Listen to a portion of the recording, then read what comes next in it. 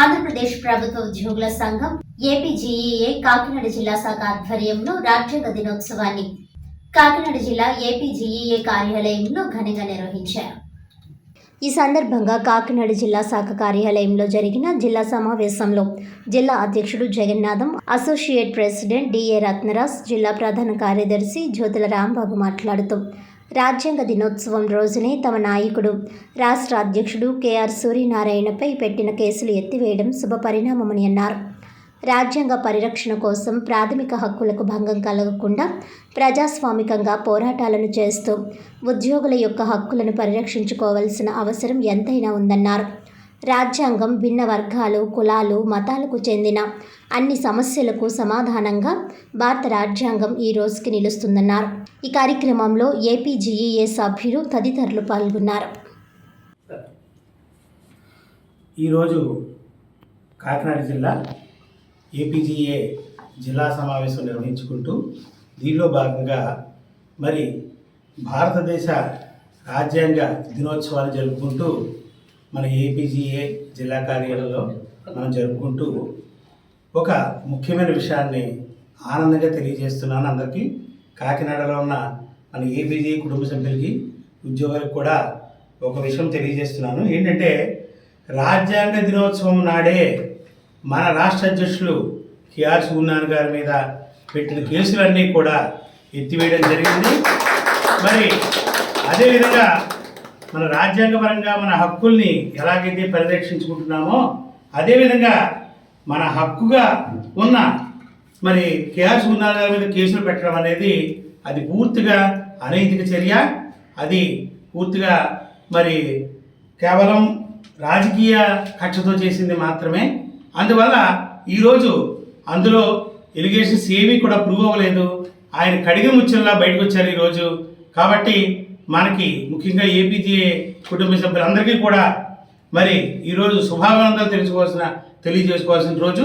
కాబట్టి ఆయనకి చక్కగా ఇటువంటి విధంగానే ఆయన ఎలిగేషన్స్ అన్నీ కూడా తప్పిపోయి పూర్తిగా కడిగి ముచ్చల్లా బయటకు వచ్చారు. కాబట్టి ఏపీజీఏ మరింత సమర్థవంతంగా అన్ని జిల్లాల్లోనూ అందరి ఉద్యోగులకి ఉన్న సమస్యలను తొలగించే విధంగా ప్రయత్నం చేస్తుందని, కాకినాడ జిల్లాలో ఎవరు ఎటువంటి సమస్య ఉన్నా తీసుకొచ్చినా కూడా ఆ ఉద్యోగులకి సమస్య తొలగింపబడేలా మేము ప్రయత్నం చేస్తామని మరోసారి తెలియజేసుకుంటూ అందరికీ సెలవు తీసుకుంటున్నాను. Thank you. ఆమోద దినోత్సవం ఈరోజు దాని పూర్తి డెఫినేషను అది. ఏదేమైనా ఇదే రోజు ఇందాక జగన్నాథం గారు చెప్పినట్లుగా ఇదే రోజు మన నాయకుడు కడిగిన ముత్యం ఉన్నారు. కడిగిన ముత్యం నిజంగా అంటే ఎలిగేషన్స్ ఏదైతే ప్రత్యర్థి వర్గాల వారు ఇచ్చేసారో ఏది కూడా ప్రూఫ్ కాకుండా వచ్చింది. అది మనందరికి శుభపరిణామం. ఇప్పుడు నేను చెప్పే అంశం ఏంటంటే ఇదే స్ఫూర్తితో మన జిల్లాలో ఉత్సాహంతో మన యొక్క సభ్యత్వ నమోదు మాత్రం కరెక్ట్గా జరగాలి ఒకటి. రెండోది ఏంటంటే ఈ శుభారంభాన్ని పురస్కరించుకొని 1వ తారీఖున మనం ఏపీజీఏ కుటుంబం ఏదైతే మంది అయితే ఉన్నామో అందరము కూడా ఒక గెట్ టుగెదర్ టైప్లో మనం ఒక చిన్న పార్టీ ఒకటి ఏర్పాటు చేసుకున్నాం. వనమహోత్సవం అనండి, లేకపోతే గెట్ టుగెదర్ అనుకోండి, ఫ్యామిలీ మీట్ అనుకోండి, ఏపీజీఏ ఫ్యామిలీ మీట్ అనుకోండి, ఏదైనా మీరు అనుకోండి.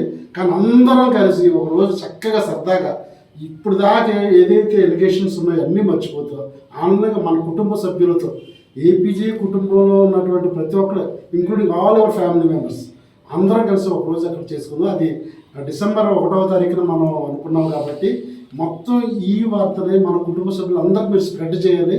ఆ రోజు ఖచ్చితంగా అందరం కలిసి పెద్ద ఎత్తున అక్కడ మనం సంబరాలు చేసుకోవాలనేటువంటి విషయాన్ని ఈ సందర్భంగా నేను ప్రకటిస్తున్నాను.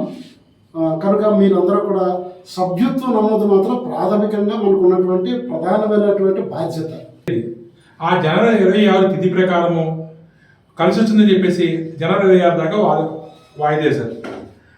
బీజేపీ గవర్నమెంట్ వచ్చిన తర్వాత రాజ్యాంగం ఆమోదించిన తేదీ నవంబర్ 26 కాబట్టి జనవరి 26న రిపబ్లిక్ దినోత్సవం జరుపుకున్నాం. కాబట్టి ఆమోదించిన తేదీ కూడా చాలా ఇంపార్టెంట్. కాబట్టి పార్లమెంట్లో ఒక ప్రకటన చేసి నవంబర్ 26వ తేదీన రాజ్యాంగ దినోత్సవం జరుపుకోవాలని నిర్ణయించారు. ఆ రోజు నుంచి ఇప్పటి వరకు ప్రతి సంవత్సరం నవంబర్ 26వ తారీఖున రాజ్యాంగ దినోత్సవం జరుపుకుంటాం. కానీ మనకి పూర్తి రిపబ్లిక్ అయింది 1950 జనవరి 26. అందువల్ల ఈ డేట్కి చాలా ప్రాశస్త్యం ఉంది.